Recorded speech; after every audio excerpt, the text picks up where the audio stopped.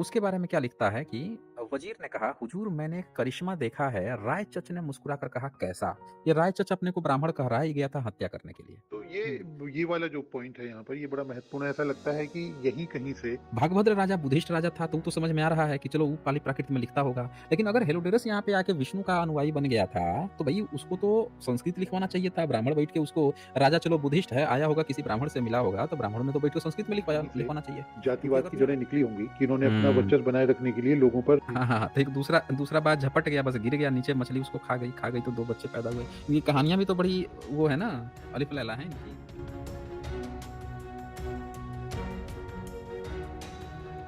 हाँ जी, राम, बताएँ क्या कहना चाहते हैं? जी, नमस्कार। मैं तो वैसे हाँ जी, आता रहता हूँ। नमस्कार। अच्छा जी। दरअसल ये जो पूरा विषय है, इसके 2-3 टुकड़े हैं। ये बात तो बहुत सहज है, स्थापित है कि कोई वैदिक काल नहीं था और सब कुछ बुद्ध में था। जी। मैं आपको जो बार-बार सुनता हूँ और जो बात कर रहा हूँ उसका मेरा विषय ये रहता है कि जो कुछ हुआ है, उसकी कड़ियाँ जोड़ी जा सकें और वो एक स्पष्ट कथानक तैयार हो सके कि ये कैसे हुआ है। तो मैं आपसे प्रश्न पूछता हूँ, फिर कुछ बात आती है, फिर मैं अगली बार पूछता हूँ। तो अभी पिछले दिनों मुझे हुँ, बहुत हुँ। अच्छी चीज़ मिली आपके उसमें जिसमें मुझे लगता है कि सबसे ज़्यादा जो मैं पहले भी जानना चाहता था कि जैसे ये शिव और नंदी का आया, तो आपने पिछले दिनों वो मेघवाल वंश का कुछ चर्चा की। तो क्या हुँ, ऐसा हुँ। मान लिया जाए कि ये जो शिव और नंदी की कल्पना है, वहीं से निकली है? कुछ और थोड़ा-सा इसमें कुछ कहेंगे आप? शिव और नंदी की शिवमेध बताया गया है कि उनका जो राजा था, राजा का नाम ही शिवमेध था। हुँ, और बैल होना किसी भी एक तरफ राजा का, दूसरी तरफ बैल का होना एक लोगों का भी प्रतीक हो सकता है कि जैसे मौर्यंस थे, वो उनका गण मोर था और जैसे हुँ, नागवंशी थे, उनका गण नाग था। तो जब बुद्ध की वो मूर्ति बनाएँगे तो ऊपर नाग का प्रतीक दिखेगा, नागों का प्रतीक दिखेगा। तो जो जिनका गण था उसका प्रतीक बनता था। बैल जो है वो श्रमण सभ्यता का बहुत ही, हाथी के बाद से जो बैल है उसको बहुत पवित्र माना गया है। वैसे उसमें एक बात और थी कि कुछ जो अंग्रेज विद्वान थे उसको बैल का ना मान के हाथी मान रहे थे। अच्छा, उसमें ये ये वो भी जो मैंने सिक्के थे दिखाया था। इसके। हाँ, जो सिक्के थे उस पर कुछ लोगों ने बैल माना और कुछ लोगों ने उसको प्रॉपर हाथी ही माना कि वो हाथी ही है। और जैसे जब बैल आएगा तो भी तो ख़ैर बुद्धिस्ट का रहेगा क्योंकि एक तरफ चैत्य है और दूसरी तरफ हाथी आएगा तो वो तो सर्टिफ़िकेट दे दिया ना कि एलिफेंट है, यानी कि बुद्धिस्ट का ही है फिर। हुँ, लेकिन नहीं जैसे उसपे एक तरफ चैत्य बने हुए थे, जिससे ये साबित होता है कि वो थे। कुशाना काल में भी मिले हैं कॉइन्स जिसमें बैल है और उसके साथ ही एक व्यक्ति खड़ा है त्रिरत्न लिए हुए, ट्राइडेंट लिए जो हुए। ये कॉइन्स पे चैत्य है, हुँ, तो हुँ। लगभग भई शिवलिंग जो है अभी तक हम ऐसा लगभग-लगभग मान रहे हैं कि जो छोटे स्तूप रहे, उन्होंने ही शिवलिंग का आकार ग्रहण कर लिया। तो हुँ, हुँ। बैल भी उसी से कनेक्टेड कि भई उसके सामने कुछ सिक्के ऐसे रहे होंगे, एक तरफ बैल है, एक तरफ ये बुद्ध के कुछ और प्रतीक हैं, तो उसी के सामने उन्होंने बैल को बैठा दिया। कुछ इस तरह से कोई विकास हुआ होगा इस बात इसके कुछ नहीं, चांसेस हैं क्या? पहले पहले शिवलिंग शब्द नहीं था। पहले ना हुँ, लिंग शब्द ज़रूर था, शिवलिंग शब्द नहीं था। हुँ। इन्होंने क्या किया है कि उस लिंग को शिव शब्द इसलिए जोड़ा ताकि उसको पूरा कब्ज़ा करके और शैव मार्ग से जोड़ा जा सके। हाँ, अर्थ सम जो जानने की कोशिश है वो ये कि वैसे तो देखिए हुँ, हुँ। नाम तो नाम ही होते हैं, पर फिर भी क्या हुँ, हमें हुँ। कुछ मिलता है कि शिव नाम कहाँ से उठाया होगा? शिव नाम, शंभु जो नाम है, वो तो मैंने कंबोडिया में भी दिखाया था कि वहाँ पे शंभु नाम आया है, जो बुद्धिस्ट का है। ये हुँ। मैंने जब स्ट्रीम की हाँ, थी, ये शंभू का बताया था आपने। हाँ, वहाँ पे शंभु शब्द आया है। पुराने नाम में कहीं भी शिव नाम से कोई देवता का ज़िक्र नहीं मिलता है। जी। और जो पुराने जो टेम्पल बने हैं, बुद्धिस्ट महाविहार बने हैं, तो शंभू के जो बने हैं, तो शंभू बुद्ध का ही नाम था। उनको स्वयंभू भी कहा गया। जब मनुस्मृति में आप पूछेंगे कि मनु का जन्म कैसे हुआ था, तो कहेंगे कि वो स्वयंभू थे, खुद से जन्म ले लिए। जबकि स्वयंभू नाम जो है बुद्ध का नाम है। तो इन्होंने बहुत सारे शब्दों का अर्थ भी बदल दिया है अपने हिसाब से। अच्छा तो स्वयंभू का ये जो है, एक अपभ्रंश हो सकता है शंभू। हुँ, हुँ, हुँ। स्वयंभू जो है उसी का धीरे-धीरे चलते-चलते और इंस्क्रिप्शन वो 7वीं सदी का पुराना है, वहाँ एग्ज़ैक्ट शंभू नहीं है, शशंभू है, शशंभू उसको लिखा गया है। अच्छा, ये तो संभावना भी है क्या, जैसे हमारे यहाँ घोड़े नहीं थे, हुँ, आपको हुँ। तो ठीक जानकारी होगी कि घोड़ों की की प्रेज़ेंस हमारे यहाँ कब से है? कि क्या हो सकता है घोड़ों की घोड़ों से ज़्यादा हमारे यहाँ बैल ही महत्वपूर्ण रहा हो? हाँ, हाँ, हाँ, ये तो बिल्कुल 100% सही है। जैसे सिंधु घाटी सभ्यता में बैलों की इतनी ज़्यादा सील मिली हैं, घोड़े का नहीं मिला। जैसे हमारे घोड़े यहाँ का मिला हमेशा ही नहीं रथी, था। महारथी इसकी बात है। तो हुँ, बैल पर सीधे-सीधे सवारी नहीं होती होगी, लेकिन हुँ। बैल में रथ बाँध के और उसी में मतलब हाँ, सेना में हाँ। उसी को ले जाया जाता होगा?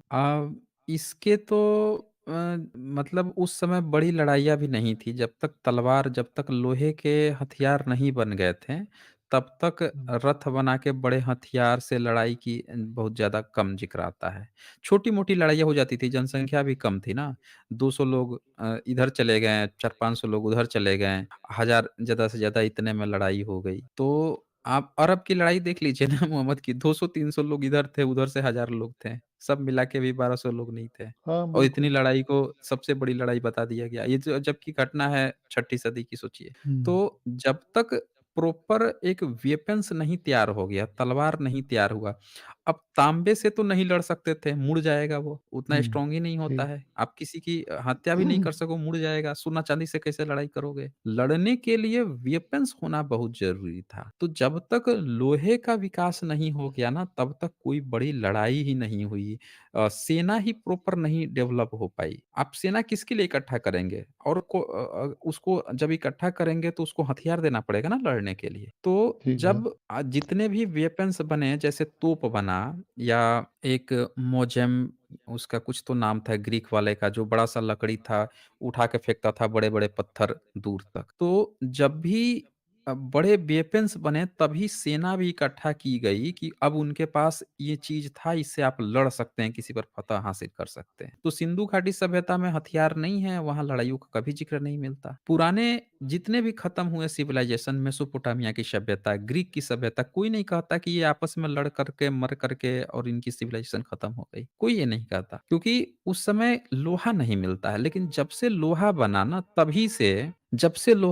तभी से अ, मतलब सेना बनी और संगठित रूप से लड़ाई की बात आती है या जगह कैप्चर करने की। ठीक बात है। तो हमारे यहाँ पे जब ये चंद्रगुप्त मौर्य वगैरह मौर्य काल में या पौरुष के समय घोड़ों की चर्चा आती है क्या? कहीं हाँ, किसी घोड़े तब तक आ गए थे। बुधा के समय में हुँ, अगर हम देखें शिल्प कला देखें, गंधार कला अगर हम देखते हैं, कुशाना के टाइम में देखते हैं, तो बुधा को या अश्वघोष जब लिखते हैं, तो उसमें तो यही दिखाते हैं कि बुधा घोड़ा पर बैठ के गए थे। घोड़ा उन्होंने मँगवाया था, घोड़ा पर बैठ के घर से रात में निकल के गए थे। जो गंधार कला मिलती है, उसमें भी जो घोड़ा है, उसके पैर पकड़े हुए बहुत सारे लोग रोक रहे हैं कि मत जाइए, ये मिलता है। तो घोड़ा मिल जाता है। 2600 साल पहले जो हैं, वो मिल जाता है। ऐसा लगता है, ऐसा प्रतीत होता है कि सिंधु घाटी सभ्यता में जो इंटरेक्शन था, बाकी वर्ल्ड से जो इंटरेक्शन था, तो इधर से हिरन वगैरह जाती थी दूसरे देशों में, यहाँ से मोर जाते थे दूसरे देशों में। इसका ज़िक्र मिलता है मेलुहा इंस्क्रिप्शन मिला है मेसोपोटामिया में, वहाँ से। तो जब वो सिविलाइज़ेशन खत्म हो गई है, उसके बाद से अरबियों का भारत में लगातार आना रहा है। भारत में मसाले वगैरह खरीदने के लिए लाते थे। उसके पहले अरब संगठित नहीं था। इस्लाम आने से संगठित होके ना उसको साम्राज्यवाद का वो मिल गया, एक दिशा मिल गई। हुँ, नहीं तो ठीक उससे बात। पहले अरबियों के मन में कभी ऐसा नहीं था कि भारत पे आके हमला करके यहाँ पे हम राज करें। वो तो बेचारे आते थे कि यहाँ से कुछ माल खरीद लें, खरीद के जाके दूसरी जगह बेच दें और बीच का मुनाफ़ा ले लें। वो इस चक्कर में रहते थे। तो इस्लाम ने उनको एक विज़न दे दिया कि जाओ दूसरे जगह पर फ़तह करो और फ़तह करके अपना वो भी साम्राज्य वो स्थापित करो। तो ये चीज़ें मिलती हैं। तभी घोड़ा उन्हीं लोगों से मिलता है। वही या तो समुद्री रास्ते से आते थे या फिर अगर खैबर पख्तनवा जो जगह है उधर से आते थे। ग्रीक वाले घोड़ा इस्तेमाल करते थे। ये सब जब हुँ, आए थे जो सिकंदर वगैरह है, वो तो घोड़े पर ही था ना, घोड़ा बड़ा तेज़ हाँ, वो लड़ाई लोग तो करता सब था। घोड़े से आए ही उधर। हुँ, हाँ, ठीक बात है। तो उधर से वाले ही घोड़े लेकर आए हैं।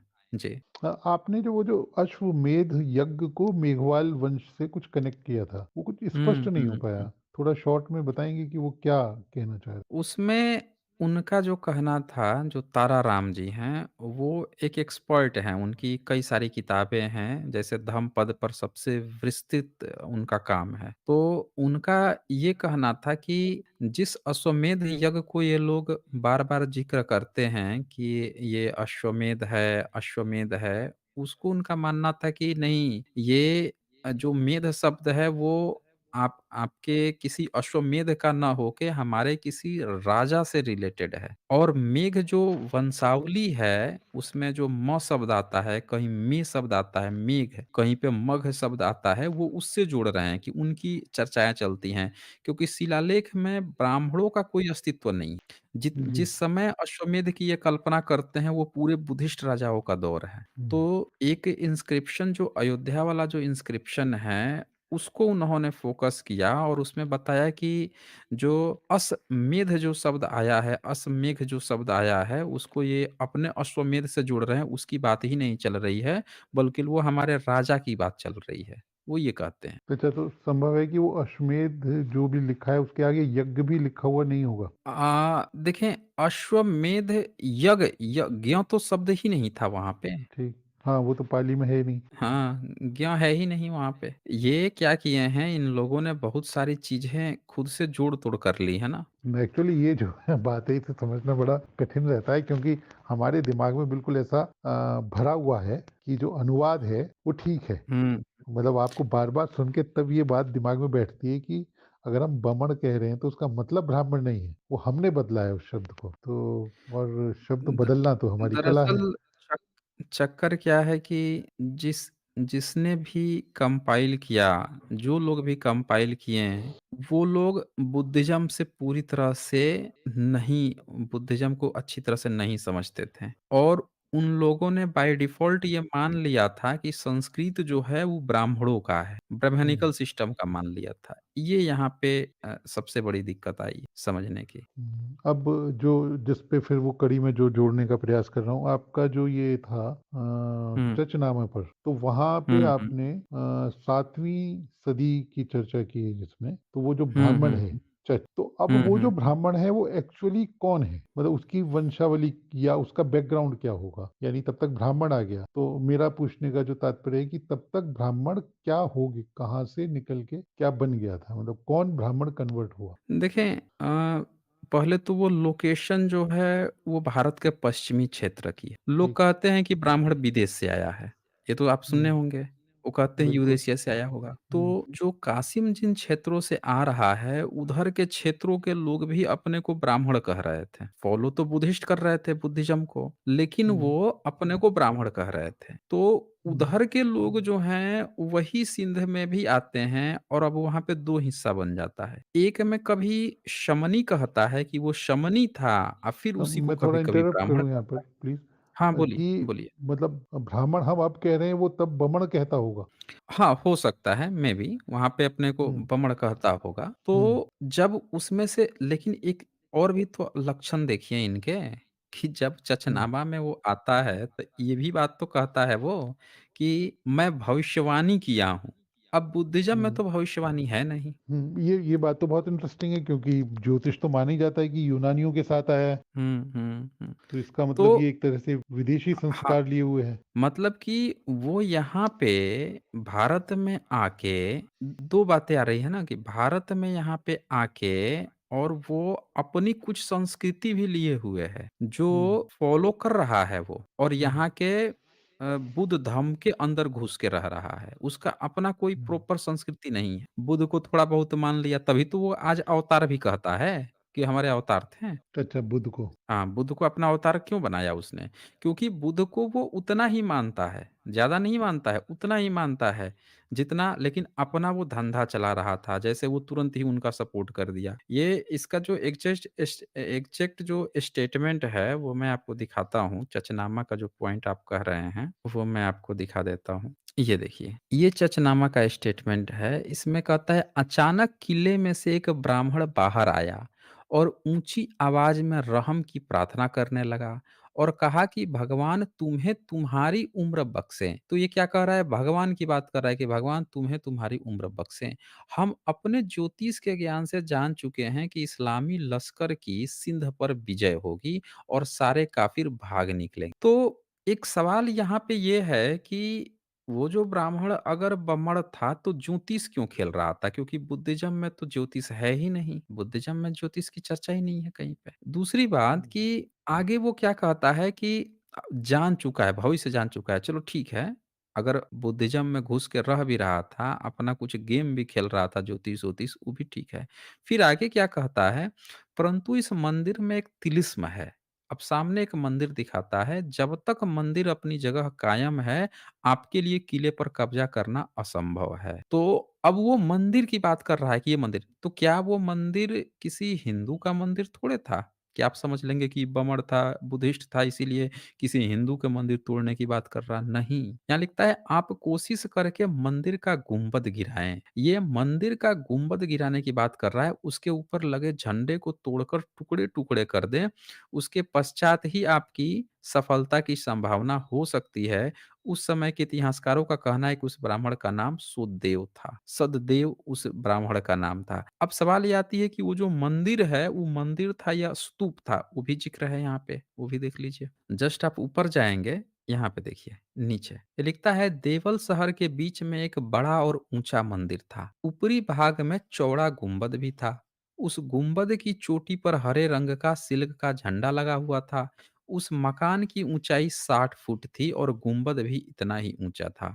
60 फीट का मकान था और 60 फीट गुंबद था। तो क्या 120 फीट इतना ऊंचा था? सोचिए। हुँ, तो या फिर वो ये बता रहा है कि वो पूरा मकान ही गुंबद था, स्तूपनुमा था। हाँ, बिल्कुल वो वैसा भी हो सकता है। हाँ, तो हुँ, जब इतना बड़ा था और वो स्तूप ही था, गुंबद ही था, अलग से कोई स्ट्रक्चर ही नहीं बता रहा है। अगर गुंबद ही था यानी स्तूप की बात चल रही है ना यहाँ। हुँ। और ये भविष्यवाणी देख रहा है, भविष्यवाणी देख के खिलाफत कर रहा है, इसको तोड़ दो, मार दो, ये कर दो, वो कर दो।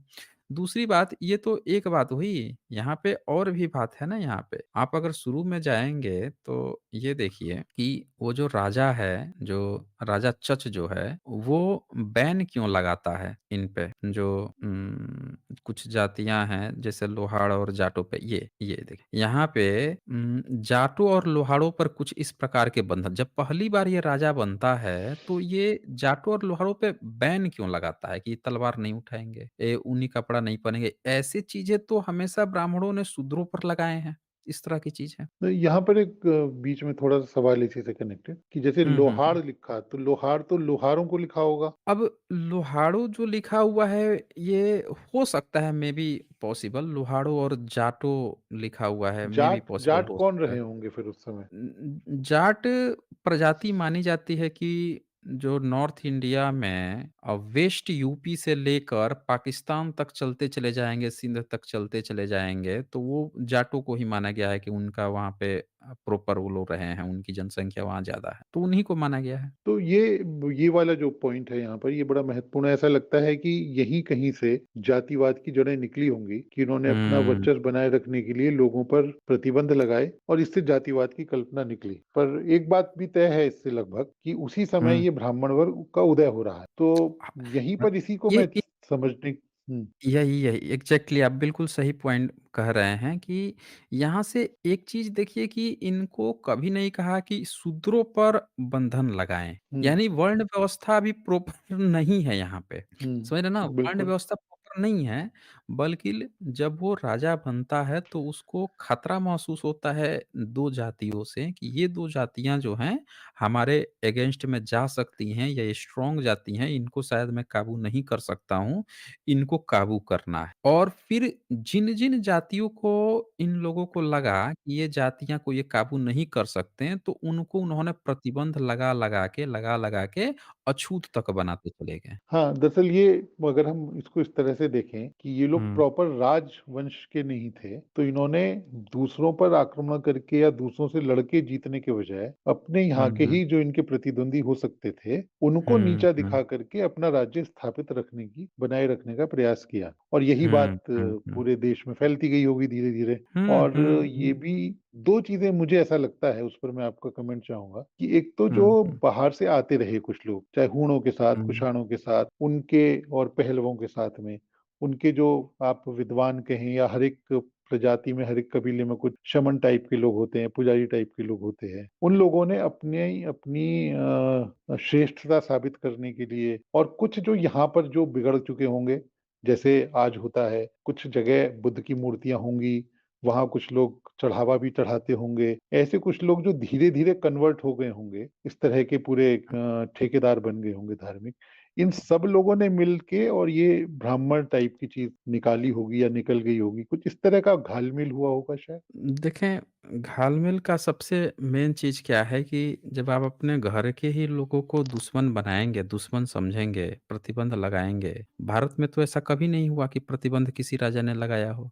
लेकिन इन्होंने हुँ, जब पहली बार सत्ता मिली, यहाँ के लोगों को प्रतिबंध बनाया, ज़बरदस्ती राज किया, उनको नीचा दिखाया। उनको तलवार रखने की तलवार रखेगा तो ये संगठित होगा तो हमको ही खतरा है। तो फिर इनकी दोस्ती विदेशियों से होने लगी ना, अपने देश के लोग बेकार लगने लगे और विदेशी बिल्कुल। जो हैं वो इनको अच्छा लगने लगा और हुँ, विदेशियों के साथ मिलकर और नीचे गिरा दिया इनको, ये बता के कि यही हम तो आपके साथ हैं, ये सब आपके खिलाफ जा सकते हैं। तो इनको और डाउन डाउन करवाया इनको। हुँ, तो पूरे भारत में इन्होंने यही किया है। मुगलों के साथ से लेकर जितने विदेशी थे, सबके साथ पूरी तरह से मिल गए, रोटी-बेटी व्यवहार सब चीज़ बनाते चले गए। यहाँ पे एक और बात है कि ये जो राजा है, जो अपने को ब्राह्मण राजा कह रहा है चच, ये विधवा से शादी करता है। ठीक। ये दूसरी जाति में भी शादी करता है। हुँ, यहीं पे आप देखेंगे इसी के जस्ट ऊपर तो एक बुद्धिस्ट राजा था, जो बुद्धिस्ट था इसके सामंत था। उसकी जो हाँ, एक उससे वो शादी भी करता है। इसके ऊपर है। यहाँ पे लिखता है कि उसने अघम की विधवा अघम जो है वो एक बुद्धिस्ट था और हुँ, अघम ठीक। लड़ाई में मारा गया था तो उसकी विधवा से विवाह कर लिया। अघम जो है इसका दुश्मन था चच का। हुँ, तो दुश्मन जो है उसको मर जाए उसकी दुश्मन की बीवी से शादी करने का रिवाज तो भारत का नहीं है भई। ऐसा तो सिर्फ़ इस्लाम में देखा गया है कि मुहम्मद ही ऐसा किए थे जब सोफिया को लेकर आए थे, उसका पति यहूदी था, वो भी यहूदी थी। उसको मारे थे, उससे शादी किए थे। हाँ, और यानी फिर इसके इस पूरे संस्कार बाहर के हैं।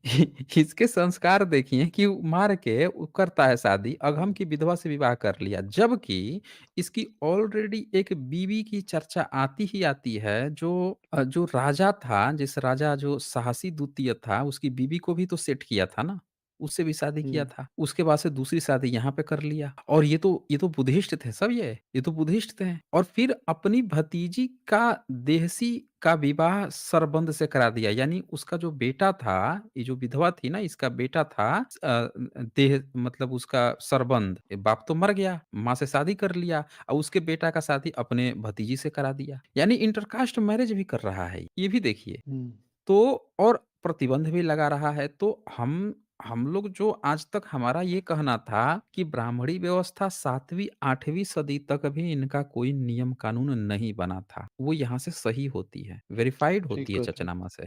हुँ, इसके बाद से ही इन लोगों ने अपने नियम कानून बनाए। एक और बड़ी इंटरेस्टिंग बात है, अलबरूनी जब आया था भारत में, तो उससे ब्राह्मणों ने जब पूछा कि ब्राह्मण यहाँ पे राजा काहे नहीं बनते? तो हुँ, हुँ, ब्राह्मण उनको एक बड़ा गज़ब का कहानी बताया। बोला कि यहाँ पे ना हमारे ब्राह्मण राजा बनते थे। मतलब इस घटना के 400 साल बाद की बात सुनिए। कहता जी। हमारे यहाँ ब्राह्मण राजा बने थे, लेकिन ना वो सँभाल नहीं पाए, सब चीज़ गड़बड़ हो गया था, इसीलिए क्षत्रियों को दे दिया गया। अच्छा। हाँ, हाँ, ये लिखा है अल-बरूनी कि ब्राह्मण जो है उससे ये बताए थे। लेकिन कहानी इस कहानी को बदल दिए। चचनामा की ये जो कहानी है, इस कहानी को बदल के कुछ दूसरे ढंग से दिखा दिए कि एक मुझे लगता है कि शायद चचनामा की कहानी ब्राह्मणों ने तब तक बदल दी थी। वहाँ पे उसको अल-बरूनी को क्या बताते हैं कि एक राजा था, वो बहुत खराब हो गया, बहुत ही विलासी हो गया, ये हो गया, वो हो गया। तो उसकी जो उसका जो मंत्री था, वो ब्राह्मण था। तो लोगों ने कहा कि आप ही बन जाइए, आप ही बन जाइए, आप सँभालिए। तो जब वो बना, बनने के बाद से उसको अब मज़ा आने लगा, उसको लोभ हो गया कि अब हम ही बनेंगे। तो तब से उसके बेटे ही राज कर रहे हैं और ये धर्मपाल और ये जितने पाल ये सब थे, वो सब ब्राह्मण राजा थे। ये अलबरूनी ने तब लिखा। तो ये दाहिर के बाद में राजा कौन बना फिर वहाँ का? दाहिर के बाद बारे में इसमें नहीं लिखा है कि दाहिर के बाद दाहिर के जो मार दिया क्योंकि उसके बाद से जब उसको मार दिया गया जो मोहम्मद बिन कासिम था, हुँ। तो उसके बाद से वहाँ पे वो फिर लौट गए थे अरब वाले। अरब हाँ, वाले उसके इसीलिए बाद फिर से आगे हुँ, नहीं हाँ, आगे नहीं हुँ। बढ़ते हैं और उसके बाद से वहाँ के राजे जो हैं, पाल वंश के हाथ में आ गया था मेरे ख़्याल से। पाल वंश के राजा अच्छा, देखे अच्छा। गए। लेकिन अलबरूनी के समय में पाल वंशियों को ये ब्राह्मण बताता है। अलबरूनी जो लिखता है कि ब्राह्मणों ने उसको बताया था कि वो पाल वंशी ब्राह्म भी ब्राह्मण हुँ। वो जो प्रश्न है ना, क्योंकि मैं जब बात करता हूँ तो ये बार-बार यही आता है कि साउथ हुँ, तक भी जो ब्राह्मणवाद फैला, तो वो हुँ, ब्राह्मण हुँ। क्या उनमें मिश्रण था यहाँ के बिगड़े मतलब यहाँ के करप्ट लोगों का, या उसमें बाहर के लोगों की संख्या ज़्यादा थी? मतलब यही यही कहीं इसका आंसर छुपा है, जो आपने तो इतना ज़्यादा पढ़ा है, तो आप दे सकते हैं कि भई कौन लोग थे जो ब्राह्मण इतने बड़ी संख्या में छा गए और उन्होंने अपनी बातें पूरे देश में स्थापित कर दी? एक यहाँ पे सबसे बड़ी बात है कि महाभारत में व्यास को काला ब्राह्मण बताता है। व्यास को अच्छा। काला ब्राह्मण बताता है कि हुँ, व्यास जो है काला ब्राह्मण था। एक बात समझ में नहीं आती है कि जो उसकी माता थी, वो तो राजसी परिवार की थी। मतलब व्यास कि की। उसकी माता जो सत्यवती थी व्यास हाँ, की, वो तो ठीक जिसको हुँ, हुँ। प्रेग्नेंट कर दिया था वो हुँ, हुँ। पराशर, तो वो राजसी परिवार की राजा की थी। तो अगर वो तो राजा थी तो था वो तो मछुआरे क्या की बेटी शायद? नहीं, नहीं मछुआरा पाला-पोसा ना, बेटी अच्छा। तो राजा की थी। 2 बच्चे हुए हुँ, थे ना, मछली के पेट से 2 बच्चे निकले। वो वीर्य जो हुँ। था राजा का था ना, वो एक अरे ज चील कौवा को दे दिया था ठीक। दोने में, ले जा हाँ, मेरी हाँ। पत्नी घर पे है, उसको ले जाके दे देना, प्रेग्नेंट होगी।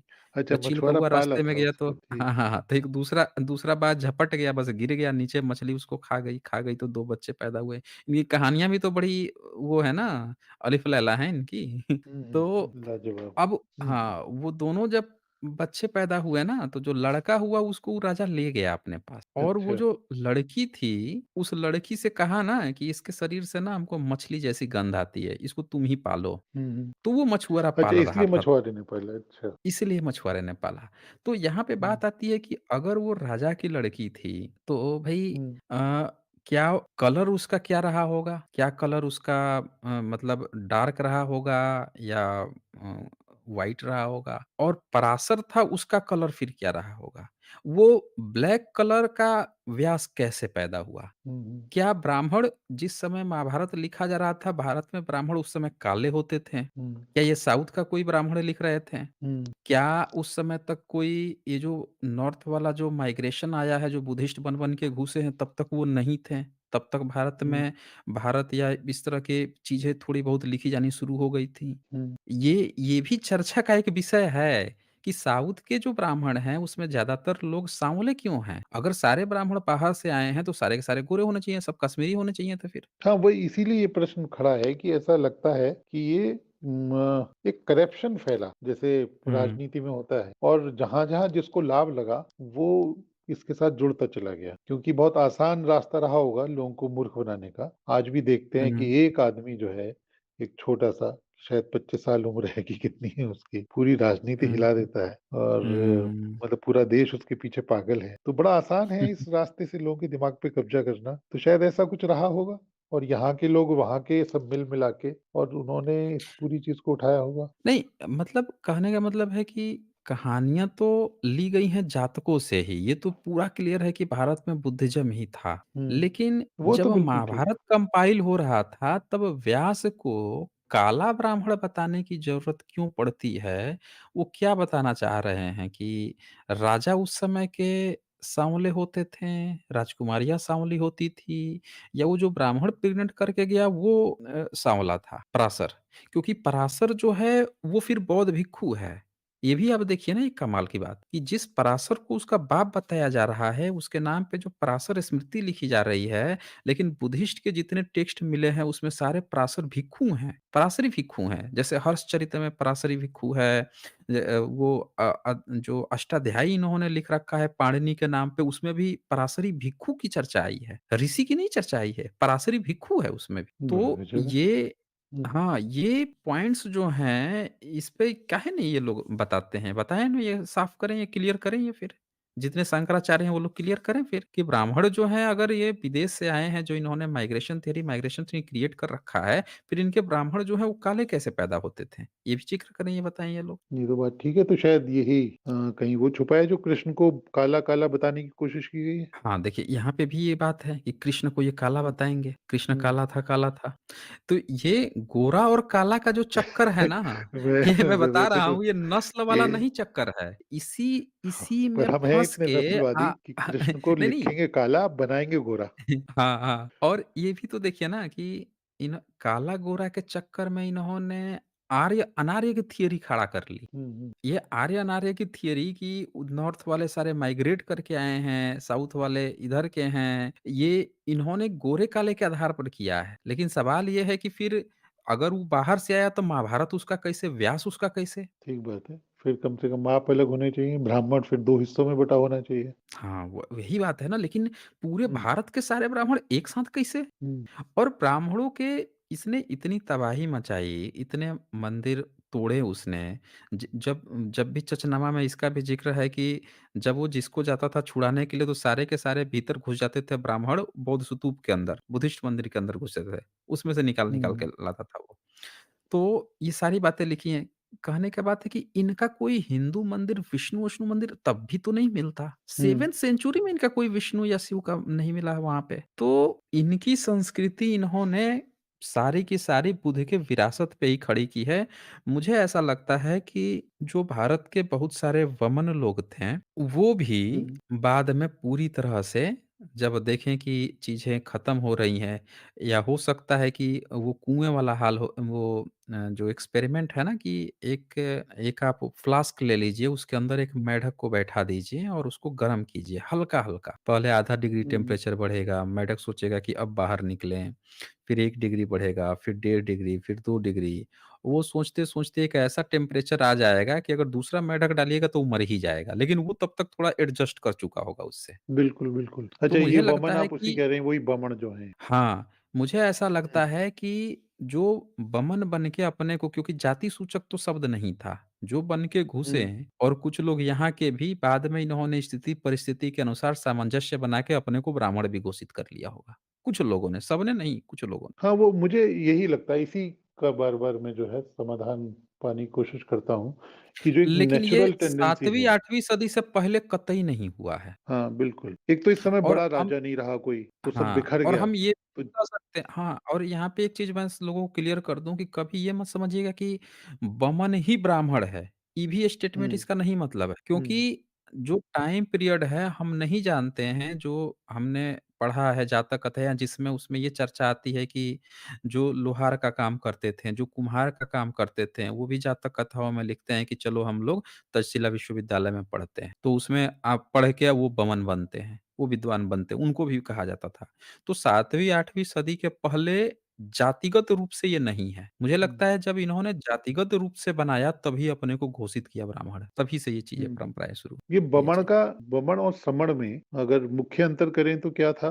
बुद्ध के समय या बाद में? शमन कहा गया है, जैसे इसी चचनामा में जो ज़िक्र आता है, यहाँ पे देखिए मैं एक पॉइंट दिखाता हूँ, आपको भी जानकर हैरानी होगी। जिसको ये कहते हैं ये गया था।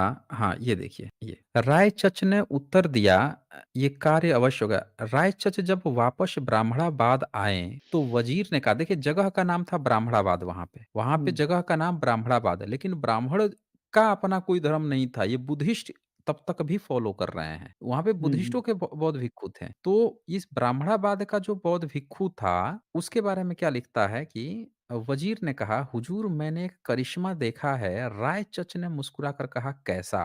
ये रायचच अपने को ब्राह्मण कह रहा है, ये गया था हत्या करने के लिए। हुँ, वो भी ब्राह्मण है जिसकी हत्या करने गया, ये भी ब्राह्मण है। लेकिन हुँ, वो जिसको गया था हत्या करने वो बुद्धिस्ट है। मतलब ठीक, बमण ठीक। जो है, वो बुद्धिस्ट है उस समय, उसकी हत्या करने जाता है एक ब्राह्मण। कैसा? वज़ीर ने कहा, यहाँ आपके पक्के इरादे से गए थे कि उस बौद्ध ब्राह्मण को ख़त्म किया जाएगा। यहाँ लिखा है, उस बौद्ध इंटरेस्टिंग। ब्राह्मण को हुँ, ख़त्म किया जाएगा, परंतु उस ब्राह्मण की उपस्थिति में आप बर्फ़ समान पिघल गए, उल्टे उसकी सहायता करने का वचन दे आए। अब हुँ, इस स्टेटमेंट का आपको क्या मतलब समझ में आता है? जबकि रायचच खुद ब्राह्मण है। हाँ, तो ब्राह्मण नहीं उदय हो रहा है इस समय, सब बुद्धिस्ट हैं। मतलब जितने हुँ, भी मैं इसीलिए कहता हूँ इनका डीएनए क्यों मिलता है विदेशों से, उधर से सिकुड़ते हुए आते गए हैं भारत में। हुँ। अब बुद्धिस्ट बन के घुसे हैं सब। वो ये जो उस बुद्धिस्ट समय का ये है, कोरोना वहीं कहीं से हुँ। आया है और फिर वो पूरे भारत में धीरे-धीरे फैल गया है। यही हुआ है, हाँ, हाँ, हाँ, बहुत यही चीज़ तेज़ी से। और इन्होंने हुँ, घुसा ऐसा नहीं है कि ये बुद्धिस्ट बन के भी अपने को ब्राह्मण कहें। अब ये बताइए कि ये भी ब्राह्मण, ये भी ब्राह्मण, ये तो इसका इनका अपना कोई धर्म नहीं है तभी तो ये अंतर्जातीय विवाह कर रहा है। ठीक बात। और एक ब्राह्मण को भी मारने जा रहा है जो कि ऑलरेडी भिक्षु है। हुँ, उसकी तो हत्या करने गया था ना, इसका तो वज़ीर भी कह रहा है कि आप तो उसकी हत्या करने लेकिन उससे बात विचार क्योंकि वो बुद्धिस्ट था, बुद्धिस्ट से ऊपर देखें लिखा है शमनी ने कहा ठीक है। ऊपर इसको समनी भी बोल रहे हैं और फिर उसको बौद्ध ब्राह्मण भी कह रहे हैं। इसी हुँ। को समनी भी लिखा है कहीं जगह पे कई जगह पे बौद्ध ब्राह्मण भी लिखा है। समझ रहे हैं? तो यही अंतर लोग नहीं समझ पाए हैं और ये अंतर समझना ज़रूरी है कि जिसको समन कह रहा है, उसी को बौद्ध ब्राह्मण भी कह रहा है, फिर ये चच कौन-सा ब्राह्मण है? नहीं, एक्चुअली तो ये समझ का भी विषय जो आप ले रहे हैं, बहुत ही हुँ, हुँ, चुनिंदा लोगों के लिए है। बाकी तो हुँ। बड़ी जनसंख्या को इन बातों से कोई मतलब ही नहीं। उसे तो बहुत ही कुछ ये सब समझना बड़ी दूर की कौड़ी है। वो तो ज़्यादा से ज़्यादा इतना समझ और सकते हैं कि बुद्ध थे या हिंदू थे। इसीलिए तो प्रॉब्लम है ना, समाज की प्रॉब्लम इसीलिए तो नहीं दूर हो रही है ना। वो भी एक बहुत बड़ा कारण है, मैं तो क्योंकि अपर कास्ट में और वहाँ बात करता रहता हूँ लगातार, तो सबसे बड़ी दिक्कत हुँ, आती है कि जो कथावाचक हैं, इन्होंने इतनी कहानियाँ जोड़ दी हैं कि एक कहानी खत्म करते तो दूसरी आ जाती है, दूसरी है तो तीसरी आ जाती है। तो जैसे वो हुँ।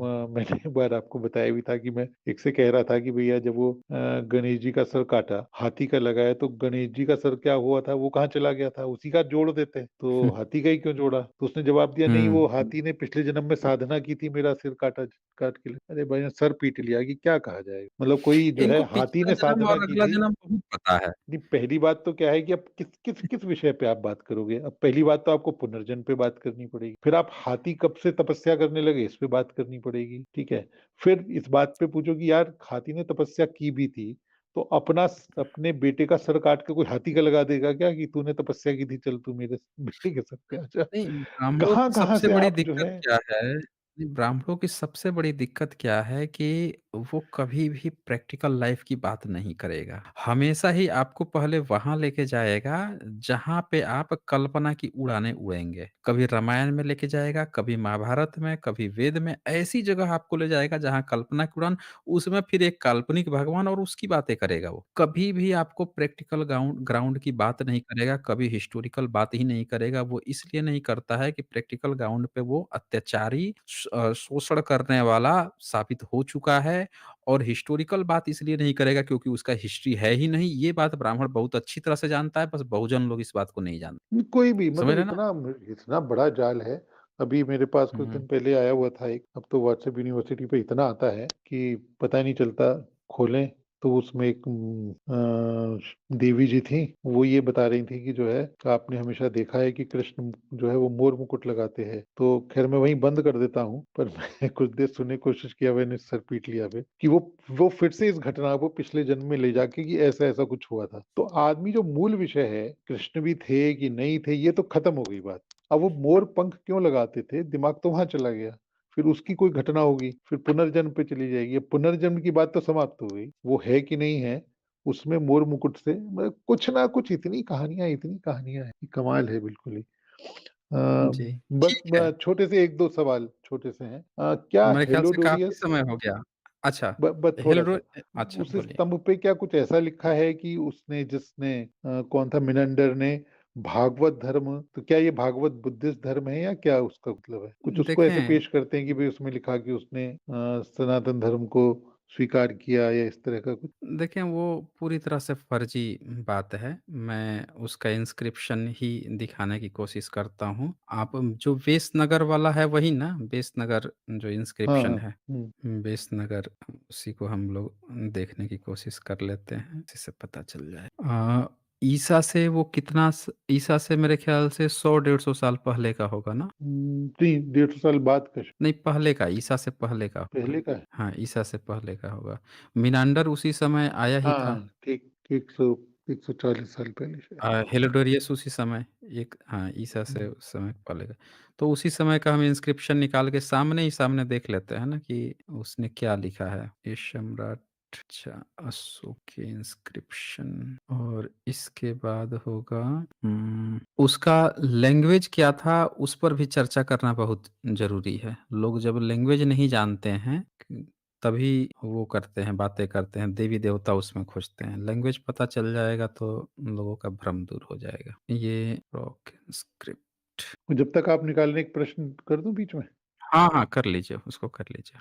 हम देवनागरी का सबसे पहला ग्रंथ कौन-सा उपलब्ध हमारे पास है? हम कुछ प्रमाण पूर्वक कह सकते हैं क्या कि देवनागरी का देवनागरी उदय यहाँ देवनागरी का तो नहीं पता, बंगाली रामायण एक 15वीं सदी का अवेलेबल है, एक पन्ना अवेलेबल है। 15वीं सदी का? 15वीं सदी सबसे पुराना जिसको ये बोलते हैं, वो 15वीं सदी का है, वो भी बंगाली में है। तो कंप्लीट नहीं है, सिर्फ़ मतलब एक वो है मतलब आप क्या आप समझिए ये एक क्या पेज है, कहने का एक मतलब पेज क्या कहने का मतलब है कि 14वीं 15वीं सदी का भी कोई देवनागरी का कोई पांडुलिपि या वो उपलब्ध ही नहीं है ग्रंथ? नहीं, नहीं अवेलेबल यही तो बात है ना। ये यही बात भंडारकर या कौन से वो हैं इन्होंने इनकी तो संग्रहालय है। तुलसीदास की अवेलेबल नहीं है। तुलसीदास का वो तक अवेलेबल अच्छा, नहीं है।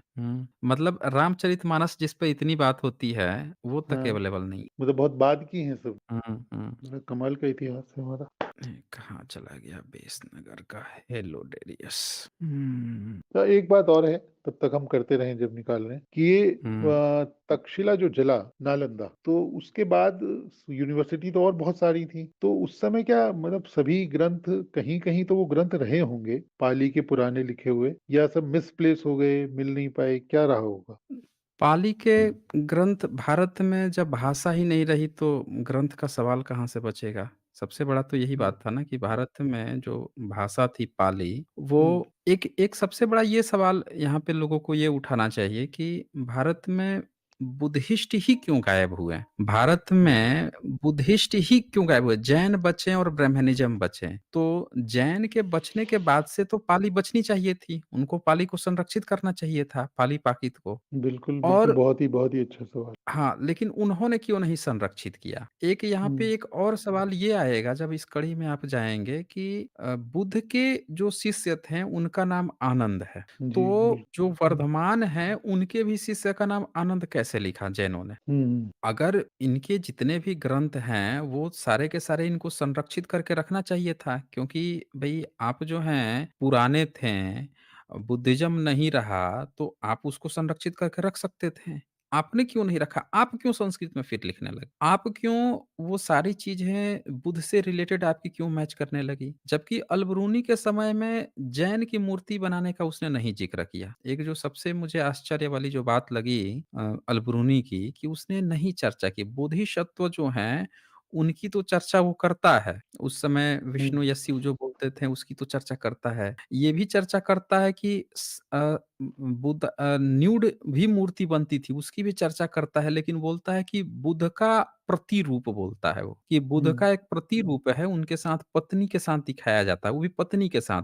लेकिन जैन की मूर्ति बनने की नहीं ज़िक्र करता है, वो मुझे बड़ा एक ताज्जुब जैसी बात लगती है। तो इस पे ये सबसे बड़ा रिसर्च का विषय है कि जैन लोगों ने पाली-पाकित को क्यों नहीं संरक्षित क्या आपको लगता है, क्या वजह रही? मैं इसकी वजह क्या बता सकता हूँ? मैं तो इस बात से आश्चर्यचकित हूँ कि जब मूर्ति कला का ज़िक्र किया है 9th चैप्टर में शायद किया है, तो वहाँ अल-बरूनी पे ने? उसने अल-बरूनी ने, तो वहाँ पे फिर उसने क्यों नहीं इस चीज़ का ज़िक्र किया कि जैन की मूर्ति का क्यों नहीं ज़िक्र किया? मैं इसी बात से मुझे सबसे ज़्यादा ताज्जुब है। ये उस काल के बड़े रिसर्च के विषय हैं। अच्छा, अल-बरूनी को अच्छा उस समय मैंने यहाँ जो देखा। पुस्तकें मिली होंगी हाँ, बोलिए, बोल लीजिए। तो वो उस समय जो उसे ये पुस्तकें मिली होंगी वो किस लिपि में मिली? कुछ ऐसी बात लिखी है उसको कहीं उस हाँ, उसने कहा है कि उसने यहाँ पे जो पाली-प्राकृत मिश्रित थी, जिसको उस समय संस्कृत ही कहा जाता था। हुँ, क्लासिकल संस्कृत नहीं थी, बल्कि उसी को संस्कृत कहा जाता था। आज की जो बन गई है, उसको क्लासिकल संस्कृत कहा जाता है। जिस तरह से हुँ, हुँ, बमण जो है भीतर घुसा हुआ था, बमण बन के जिस तरह से घुसा हुआ था, तो उसने धीरे-धीरे संस्कृत सीखी है। देखें, ये हुँ, बेशनगर वाला जो आपका गरुड़ा पिलर इंस्क्रिप्शन है, वो मैंने निकाल दिया, टाइम ऑफ भागभद्रा। ये भागभद्रा थे, उनके टाइम का बना हुआ है, बेशनगर में, ग्वालियर स्टेट सेंट्रल इंडिया यहाँ पे है। इसकी लैंग्वेज जो है, जिसको ये बता रहे हैं कि लैंग्वेज देखिए, लैंग्वेज यहाँ पे लिखा हुआ है, देख पा रहे हैं आप? हुँ, हुँ। लैंग्वेज क्या लिखा है, देख सकते हैं आप? ल्यू एल से कुछ लिखा हुआ है, ये है प्राकृत, ल्यूडर्स, लैंग्वेज के आगे प्राकृत। प्राकृत, हाँ, ठीक। प्राकृत है ये। हुँ, ए हुँ, script Brahmi of second and ब्राह्मणीय, फर्स्ट सेंचुरी बीसी, दूसरी ठीक। से पहली सेंचुरी बीसी, ईसा से 100 से 200 साल हुँ, के बीच का ये इंस्क्रिप्शन है। लैंग्वेज तो इसका प्राकृत है। हुँ, अब बताइए, अब इसमें इनके विष्णु कैसे हो जाएँगे, इसमें इनके कैसे देवी-देवता हो जाएँगे? और कुछ लोग बता रहे हैं कि ये तो बुद्ध से भी पहले का है, एक व्यक्ति आके बोल रहे थे कि ये तो उनसे भी पहले का है। भाई ये लैंग्वेज ही इसकी प्राकृत है और हुँ, ईसा से 100-200 साल पहले का है।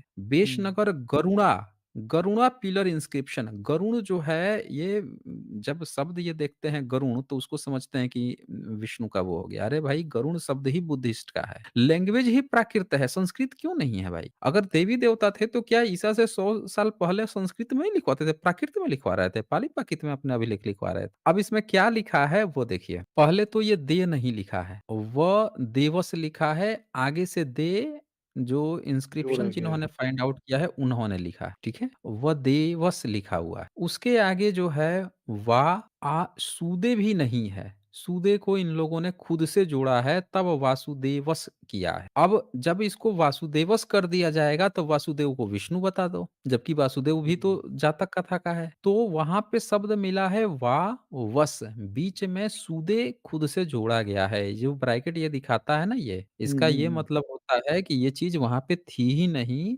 जिन्होंने इसको पढ़ा, पढ़ता कौन था? ये ब्राह्मण बैठ के पढ़ते थे, तो इन लोगों ने लिखा। लेकिन तो लैंग्वेज तो प्राकृत है। हुँ, तो हेलोडोरियस जो है वो प्राकृत लैंग्वेज क्यों इस्तेमाल कर रहा था? सबसे बड़ा ये सवाल है ना। भागभद्र राजा बुद्धिस्ट राजा था तो वो तो समझ में आ रहा है कि चलो वो पाली प्राकृत में लिखता होगा। लेकिन अगर हेलोडोरस यहाँ पे आके विष्णु का अनुयायी बन गया था, तो भई उसको तो संस्कृत लिखवाना चाहिए था। ब्राह्मण बैठ के उसको राजा चलो बुद्धिस्ट है, आया होगा किसी ब्राह्मण से मिला होगा, तो ब्राह्मणों ने तो बैठ के संस्कृत में लिखवाना चाहिए। क्योंकि अगर तो ये सर चाणक्य इनका गरुड़ देख कर के विष्णु कर दिया क्या इसको? यही चक्कर है इन लोगों का, ये क्या अब करते चाचा हैं। एक बात तो बड़ी मज़ेदार है वैसे, वो जो हुँ, सारा हुँ, विषय आप रखते हैं, इसके हुँ, विरोधाभास में हुँ, इसका ये छुपा है कि हुँ, आप अगर वो विष्णु का भी मान लीजिए, तो फिर हुँ, हुँ। संस्कृत प्रूव नहीं हो रही उससे पहले। यही तो बोल रहा हूँ मैं, तो फिर कि संस्कृत तो अगर सारा आपका इनका जो वेद है वो अगर संस्कृत में यहाँ है। पे कोई व्यक्ति कह रहा है कि वेद पुराने हैं, 3500 साल पुराने हैं, कोई 1 अरब 96 करोड़ साल पुराना वेद बता रहा है, संस्कृत पुराना बता रहा है और उसके लाले पड़े हुए हैं ईसा से 100 साल पहले संस्कृत दिखाने में। प्राकृत क्योंकि फिर वो पाली-प्राकृत अगर में वो लिख के था वहाँ वो तो पिता भी खोज संस्कृत में रहा है। होता है। हुँ, भाई ब्रह्मा ने तो संस्कृत में वेद भाषण किया था ना, हुँ, उपनिषद तो बिल्कुल। संस्कृत में वेद भाषण किया था, हुँ, तो उसके बाद से भूल गया था क्या वो संस्कृत? प्राकृत में लिखवाने लग गया। बिल्कुल, हुँ? बिल्कुल। ये तो इसका विरोधाभास तो जो है बड़ा गज़ब का है फिर, क्योंकि फिर ये हाँ। पूरी तरह संस्कृत में होना चाहिए था। अब तो यहाँ पे दोनों में इनकी से कहानी हुँ, देखिए कि अच्छे से अच्छा जो अपने को हुँ, इतिहासकार कहता है, ये सारे धूर्त मैं इसीलिए धूर्त इतिहासकार कहता हूँ इनको, कि ये लोगों ने खुलकर कभी कहा ही नहीं। देखें ये क्या लिखता है, ये early history of the Vaishnava sect इन्होंने रेफरेंस हुँ। उठाया है कि अर्ली इस पर देखिए early history of Vaishnava sect बताइए वैष्णवा सेक्ट में इसको घुसेड़ के ले जा रहे हैं ये लोग। अच्छा। ये लैंग्वेज अपने आप से प्राकृत है, इन्होंने लैंग्वेज प्राकृत है, लेकिन ये धूर्त जो हैं इसको वैष्णव से जोड़ रहे हैं। बताइए? और फिर बोलते हैं कि ब्रह्मा जो है इनको वेद में वो दिया था, संस्कृत वेद में दिया वेद जो है संस्कृत में दिया था। यहाँ पाली-प्राकृत का अभिलेख है, आप वैष्णव से जोड़ रहे हैं। इनकी सारी धूर्तता यहीं से पकड़ी जाती है। ये संस्कृत भी उसको बोलते हैं जिसका पूरा टूटा-फूटा हुआ हो, कहीं से कुछ दिख ही नहीं रहा हो, उसको बोलेंगे कि ये संस्कृत का है। खुद से एक बात रिकंस्ट्रक्ट तो है, करेंगे। मुझे लगता है आगे कि आपके आगे मैं इस दिखाऊँगा। स्ट्रीम का शायद प्रभाव है कि अब मैं देखता हूँ हुँ, कि बहुत सारे जितने भी ये हिंदू धर्म के गुरु भी या वो हैं, हिंदू कहने से हुँ। बच रहे हैं आजकल। सनातन, सनातन ही कर रहे हैं सब लोग। तो नहीं जो बोल पाएँगे ना व्हाट्सएप मेरे हिंदू। पास आ रहे हैं हाँ, हुँ। तो क्योंकि वो आसान है, क्योंकि उसे समझाना नहीं पड़ता। हिंदू पे तो बहुत सारा प्रश्न लग गया। नहीं, चलिए सनातन बहुत पे और बुरा फँसेंगे हाँ, ये। वो तो अब सभी ये पे है, वो तो कोई बात ही नहीं है। सनातन पे धीरे-धीरे ये हुँ। इंटरनेशनली फँस जाएँगे ये, मैं बता रहा हूँ, बहुत बुरे ढंग से। क्योंकि हिंदू से तो अभी बच जा रहे थे ये। हुँ, हिंदू हुँ। कह-कह के सब हिंदू-हिंदू कह के ना ब्राह्मण का पता चल रहा था, ना बौद्ध का पता चल रहा था। हिंदू है, हिंदू है। अब ये देख लीजिए यहाँ पे गरुड़ ध्वजे लिखा हुआ है, तो हुँ, इन्होंने हुँ। खुद से गरुड़ था, तो खुद से वासुदेव बनाया इसको और फिर बना दिया विष्णु, वासुदेव को विष्णु कहलवा लिया। आगे देखिए वतेन पुत्रेण तः शिलाकेन योन दूतेन आगतेन महाराजसः अंत लिखितः पूरा पाली है, आगे भी जो है पाली-प्राकृत का ही है। ये इंस्क्रिप्शन इसका है और यहाँ तक है ये। अब यहाँ पे कोशितु पुत्रस्य भागभद्रस्य तथा यहाँ पे भी कोशितु पू है, तब ब्रैकेट में त्र लिख दिया है इन्होंने खुद से कि त्र होगा यहाँ पे। अच्छा, वशेन चतुर्दशेन खुशी। राजेन। अब हुँ, पार्ट हुँ। सेकंड त्रीणि अमुत पदानि अनुष्ठानि ये 4 मतलब देव अब इसका टेक्स्ट संस्कृताइज्ड ये क्या प्रचार करते हैं वो मैं दिखाता हूँ आपको। ये हुँ, हुँ। पाली इसको ये इनको कोई भाषा तो आती नहीं है, तो ये क्या करते हैं पाली प्राकृत को पहले संस्कृत में लिखते हैं, तो नीचे इन्होंने संस्कृत में लिखा इसको। देव देवस्य वासुदेवस्य गरुड़ ध्वजा हो गया संस्कृत। गज़ब! और अब क्या करेंगे ये जो पूरा आर्यकरितः यः लिख दिया इन्होंने, हेलि इसको सारे हेलियोदोरस ब्राह्मण अपने किताब में लिखेंगे और फिर हुँ, कहेंगे कि वहाँ पे संस्कृत का अभिलेख मिला है और वो वासुदेव का है और वो विष्णु जी का है, गरुड़ का है और हेलोडोरियस आया था संस्कृत में इंस्क्रिप्शन लिखवा के गया था।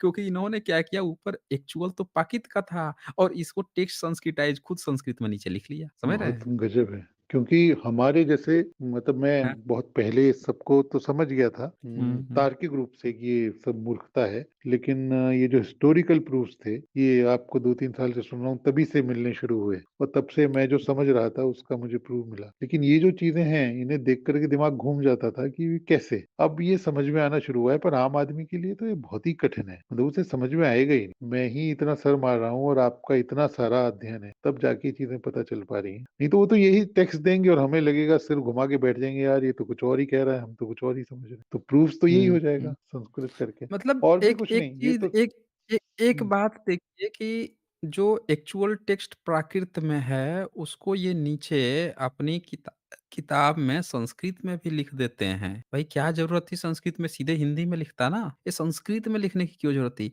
ये इसलिए लिखते हैं कि इनका जो ब्राह्मण है, आगे ऊपर वाला प्राकृत ना लिख के सीधे संस्कृत वाला लिख के या कहीं पे भी कह दे, कि देखो इस किताब में ये लिखा हुआ है, ये मिला हुआ है। किताब ही में तो लिखा हुआ है ना ये भी। इसी किताब का रेफ़रेंस देगा, संस्कृत वाला निकाल के दिखाएगा। तो ये अपने जो प्रोपेगेंडा फैलाने के लिए भरपूर एक स्कीम बना के चलते हैं ये लोग। ये वो बहुत गुंजाइश बहुत छूट मुश्किल है। जाती देखिए है। क्या है कि सबसे पहले तो हमें यही पता नहीं चलेगा कि संस्कृत का जो टेक्स्ट इन्होंने लिखा है, इसमें कुछ अक्षर इनकी अपनी इमेजिनेशन है। ये तो हमारे कभी ख़्याल ही नहीं आएगा। हमें तो लगेगा कि हुँ, यही हुँ, होगा। उसके बाद में हुँ, हुँ, सेकंड स्टेप पे हमें लगेगा कि इन्होंने ट्रांसलेशन सही किया होगा। तब पता चल रहा है कि ट्रांसलेशन भी अपनी मर्ज़ी का है, शब्द भी अपनी मर्ज़ी से जोड़ दिए। तो सच्चाई का तो पता लग ही नहीं पाएगा कभी। हुँ। ये तो इसीलिए ये पढ़ना ज़रूरी है कि लैंग्वेज इसका प्राकृत है और जो भी प्राकृत लैंग्वेज में अगर कह रहा है कि इनका वैष्णव धर्म पहले प्राकृत में लिखता था, तो फिर ये बात ही झूठी है कि इनका कोई संस्कृत बिल्कुल, में कोई बिल्कुल। वेद आया, कोई उपनिषद आया, ये सब बकवास बातें हो जाती हैं ये। बिल्कुल, पूरी ए बिल्कुल। टू ज़ेड बकवास हो जाती हैं। तो चलिए, ठीक है फिर, ओके। बहुत ही समय दिया आपने, बहुत-बहुत ज़्यादा आभार आपका, जो है हुँ, लोगों ने ध्यान से ओके, सुना ओके। उसे, उनका भी आभार। हुँ, हुँ। ठीक, ठीक आप है राम जी। ओके।